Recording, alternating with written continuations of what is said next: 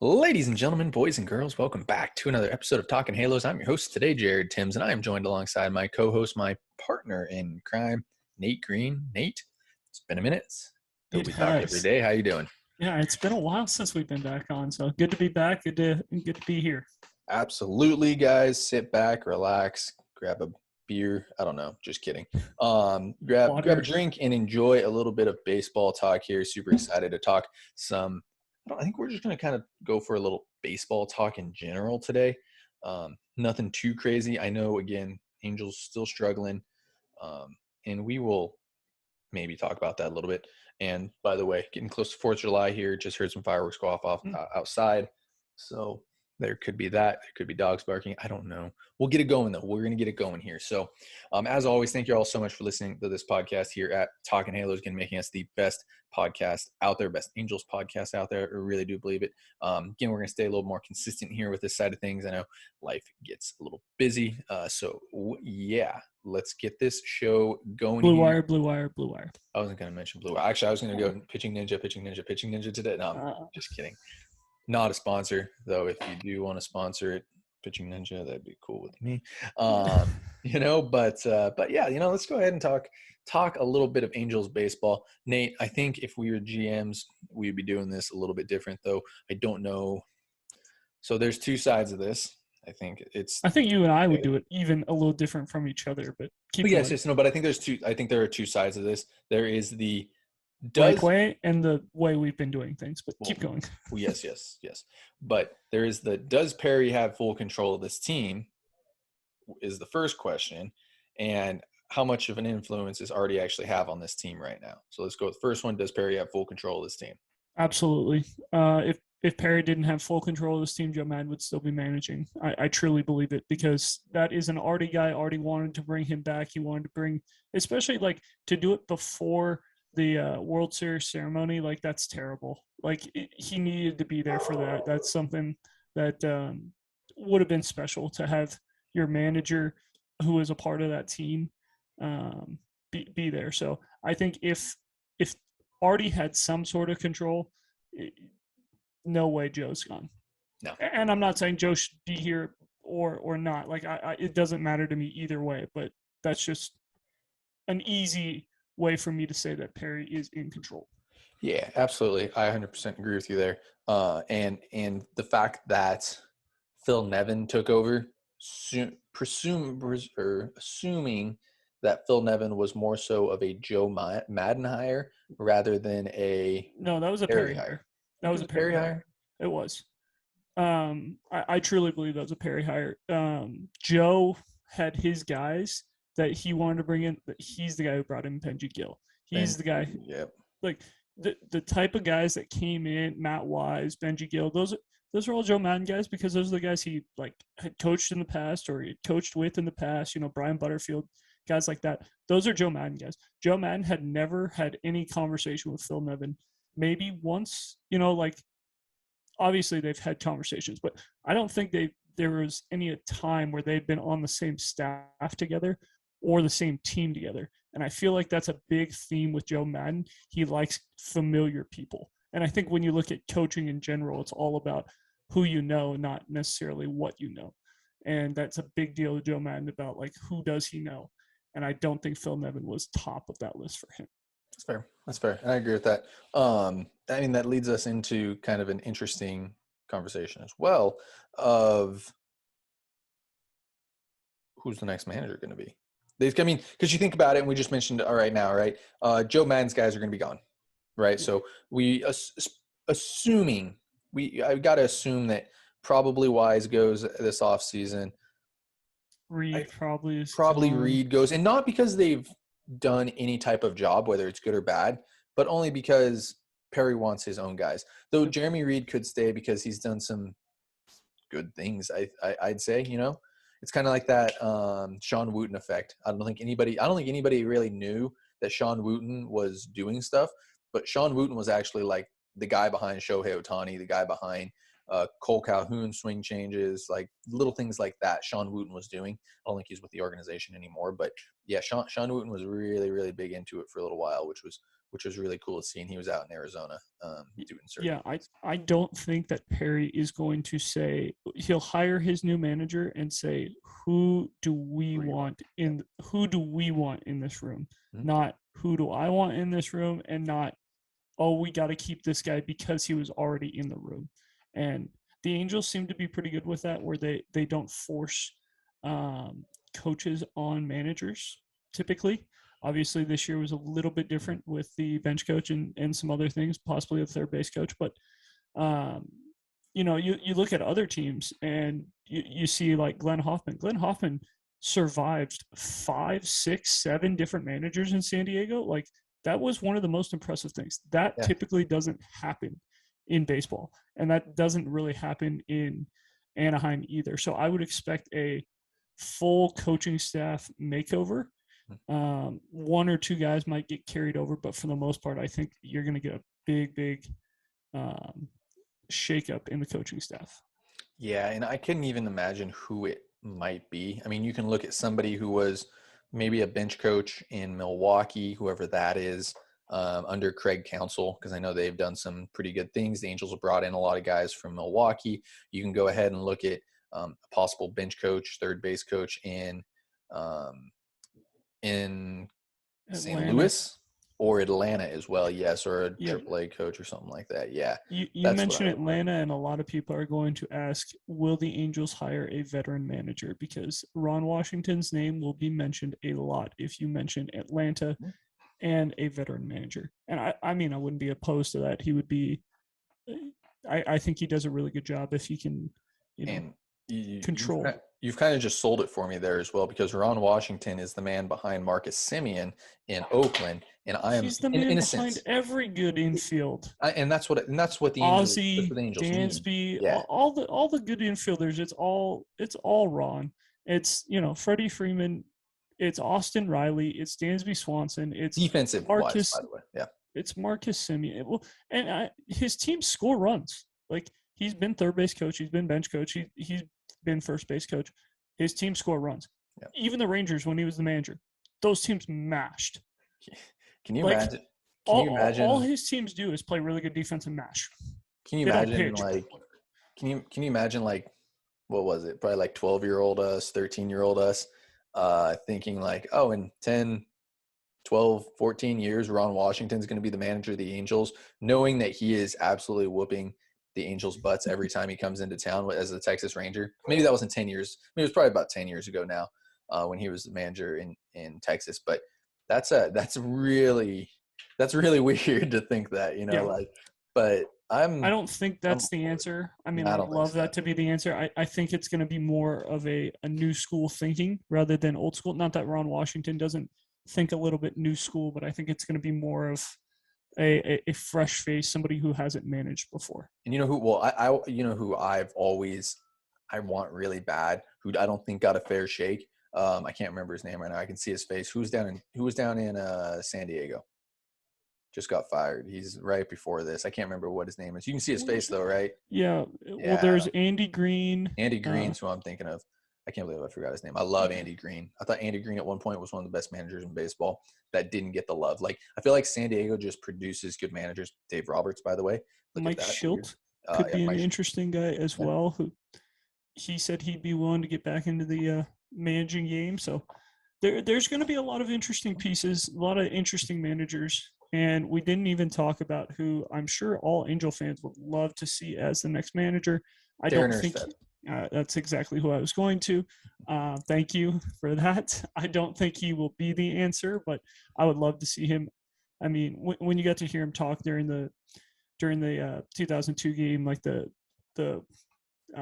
celebration of the World Series championship, he is just having a great time being with his family. So that's going to be a really, really tough sell to be like, hey, now you're going to have to come manage the Angels and it's going to be every day. You're going to be on the road all the time. Like that's going to be a tough sell for him. But if you can sell him on it, he would be a great manager. Everybody has their price. I'm gonna let you know. Everybody will have their price. I know. I get it. Like I mean, he hanging out with straight up family. said, I don't have I to know. work ever again. Oh, He I know. said that on the telecast. He goes, I Understandable. never have to work again if I don't want to. Understandable, but everybody has a price. I'm letting you know, like that's just like you can say that too. Like you can say, "Oh, I'm not never going to work again." But like if the Angels came and offered you $10 million a year to work, you'd be like, "Well, like maybe I'll think about it, like I have a chance to turn this thing around. I won a World Series there. Like I am the face of the Angels basically. I mean, in a sense, It's probably too Darren Nurse. Salmon, but Yeah, Sam. I mean, somebody from that 2002 team is the face of the Angels. Like yes. minus Mike Trout, of course. I mean, you guys probably Yeah.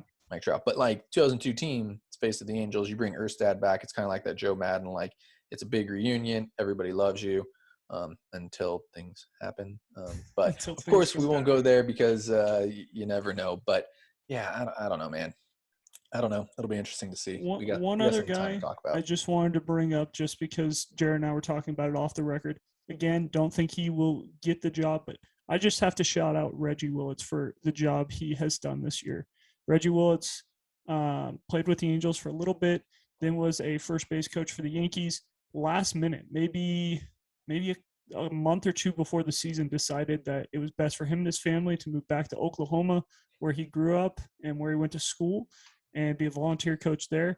And he is 2 wins away from a college World Series. So just wanted to shout him out. I don't think he would get the job, but just interesting that he has been high up in the pros. In college, he's been a head coach. In high school, he's done it all. So it'd be really cool just to see him get an opportunity somewhere, whether it's in college or in the pros. So had to Yeah. shout him out. Yeah. Oh no, 100%. And like I said, it's going to be somebody like you're going to have to look around and look at a bench coach somewhere that Perry or somewhere that they've taken guys from, whether that's St. Louis or whether that's Milwaukee or something along the lines of that. So it'll be very, very interesting to see. So let's go ahead and jump on to, like I said, I don't know. I don't really want to talk Angels baseball, and I apologize for the dog in the background. Like I said, fireworks is what it is. But let's talk a little bit of draft. We talked about it a little bit today.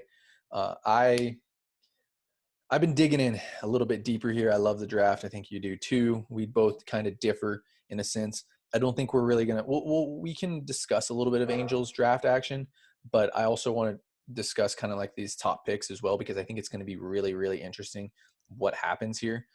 I think there's a consensus number one. I don't think he's the best player, but I do think there's a consensus number one, and we can just kind of go a little, not team by team, but I guess player by player. And we can start with Drew Jones. That guy, he's going to be an absolute, he's going to be a stud.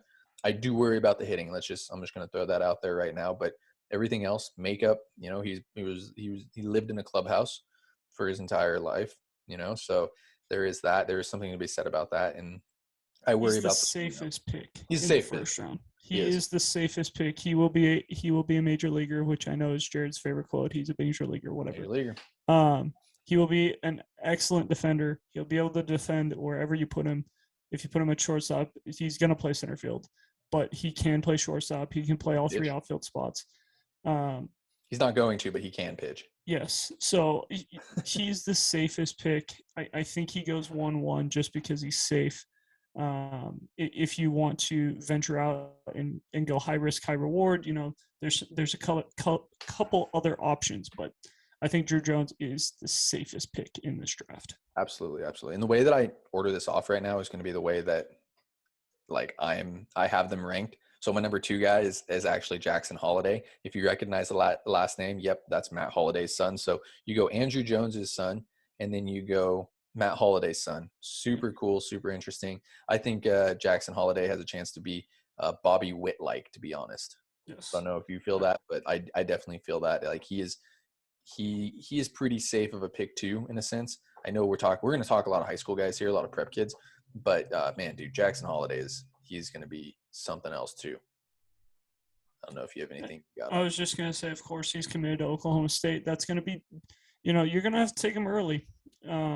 He's going to have somebody in his ear saying, "Go play for your uncle and go play for your father." So yeah, I was gonna say they're in that Oklahoma State, right? Yeah, they both are. Yes, Matt is the assistant to his brother at Oklahoma State. Weird. Obviously, if you're a top 5 pick, you're a top 10 pick, you're probably going to the MLB or you're going to play minor league baseball, but he could easily be like, I want to go I'm win. not I want to signing. go win one. I'm not signing. And he He's got the easily, leverage, yeah, he does. He has a lot of leverage, so he could be the the guy who makes the most money in this draft. and he could go number one overall too. By the way, like I think Yep. like we said, there's a consensus number one because it's Drew Jones and it's a safe pick. But you could, in a sense, go underslot with Jackson Holiday, and I say I use underslot nicely because I don't think it's he going to goes be $8 million underslot. or $7 million. So yeah, I mean, I think he's got those too much guys. leverage to go underslot, honestly. But Yeah. yeah, he's gonna be he'll be a very good player. Yep. And by the way, I kind of did screw up here a little bit. My number one guy is this next guy here, Tramar I Johnson. know. I knew that, but I didn't want to say anything. No, you're good. You're good. My number one guy is Tramar Johnson. I absolutely love the guy. I know you worry about that. Oh, he's a second baseman, but He doesn't he play a doesn't play a position. premier position. That's He fine. doesn't, and even He plays up second the base middle is. though. He plays up the middle. He's a very average defender at second base. It's not like He's not Jacob Berry. Is that fair to say that? That's fair. Okay. He's not going to stick at shortstop. I know everybody's going to be like, "Oh, you can play shortstop." He's No, not. he can't play He won't shortstop. be. Yeah. He can't play shortstop. He won't be a He can shortstop. play. He's going to hit. He can play second base, but he's gonna be like. I compare him. No, I'm not even gonna do that to him. But That's fine. he'll be a very average defender and plus bat guy. Yeah. I know you like to compare him. I don't know if you're going to say this, Dan Ugla, but he's going to be better than Dan Ugla. Like, well, I was gonna. He's a fielder. better hitter than Dan Ugla, but offense, like from a defensive and offensive combo, that's kind of. Robinson Cano is probably the closest thing, honestly. I was gonna say third baseman Jose Ramirez type of guy. I don't know how good he is defensively. I feel like Jose is a lot better defensively, but yeah. It's close. I think Robbie Cano is probably the closest comp you're gonna have to him. Where like Cano is super smooth, but he's not the best defender. He just makes it look easy. Silky. Yeah, so I think that's probably going to be your closest comp to him. Absolutely. So let's get on to our fourth guy here. Again, don't want to dive too deep into this because I know maybe we'll a couple more. Yeah, honestly, we're probably gonna have some Taylor Blake. We'll probably have TB Dub come on, talk a little baseball with us because we love the draft. But Elijah Green, man, this guy, can we call him Joe Adele? You can. It's Joe Adele. Like, don't quote us on Joe Adele because he is Joe Adele, but like we haven't. And we're not even saying we don't like Joe Adele. No. Like this is not a knock on Joe Adele at all. This is just a high strikeout guy with a lot of power potential, and it's a very high risk, high reward type pick. If he hits, Adele was. Yeah, exactly. He's a very athletic outfielder, and if he hits 280, you're going to be absolutely stoked because this guy's going to hit 30 bombs a year. Yep. So yeah, I think that's a high risk, high reward pick. I think you're going to be looking at a team who needs a spark to take him. Probably not someone looking to be safe. Yeah, absolutely. And then let's get on to our fifth guy, number 5 guy. I think this is where it starts getting a little iffy. I think you can put any number 5 guy you want in here, and you'd be like, oh, that makes sense. Oh, that makes sense. So my number 5 guy is Kevin Parada. I love the kid out of Georgia Tech. Loved him in the draft in 2020, I think is what it would have been. 2019 maybe? 2018? 2019. 4 years ago? 2019. I would say 2019 probably. Loved him then. He could have been a first rounder. I just wanted to go to school, I think, and he's going to benefit from that, make a couple extra $1 million here this year. Just an unbelievable pure hitter, very good defender. If they go to the strike zone change, he sticks as a catcher because he can probably work on the pitch framing a little bit more. He can hit already, and he's got an absolute cannon. So like, and he's a very good blocker as well. Yeah, he makes sense for them. And he went to Catcher U, which is Georgia Tech. You look at most of the really good catchers in the last 5, 7, 10 years have come out of Georgia Tech. So name more than just Joey Bart though. Who else you got coming out of there? Besides this kid, I was thinking I thought the same thing. I was like, there had to have been. There's another guy who was taken recently from Georgia Tech, but it's not. He hasn't made it to the league yet. Yep, absolutely. So when it comes to Angels, we got a couple more minutes here. I'd like to kind of discuss the Angels. They got 13th pick this year. Hmm. Again, like if you guys are still watching, listen to this. Prospects Live does a draft. They have somebody, that's me, pick for the Angels. That's going to happen on Tuesday the 28th. I'll promote it on Twitter and all that fun stuff. But it's an absolute blast. Love doing it with Prospects Live. Go follow them if you don't already. But I'll say this right now without giving away too much. I don't know if anybody ahead of me is going to be listening. Um, there are some guys that I already have in mind that I think will actually fall to the Angels, or will be there for the Angels. Number one, starting with Dylan Lesko, probably the best high school pitcher in this draft. I think he's, in my opinion, the best high school pitcher before Tommy John. And you guys are going to be like, Jared, another guy who's injured. Every single pitcher that I'm going to pick is probably going to be injured, to be honest. That starting with Dylan Lesko, one of the best high school pitchers in this draft. Very similar to a guy like Jackson Jobe, who the Angels were in on last year as well. So Lesko might be that guy that fits in this spot. Of course, there was a lot of talk about Landon Sims, the Mississippi State kid. I know you worry about reliever risk there. I And do. again, yeah, we'll get into these guys a I lot think more. he's a second. I think he goes second round just because of the TJ and all and everything, and the reliever risk is a little bit higher with him. I think he ends up going second round. Yep. Another guy again here. I'm sorry, I have some notes here.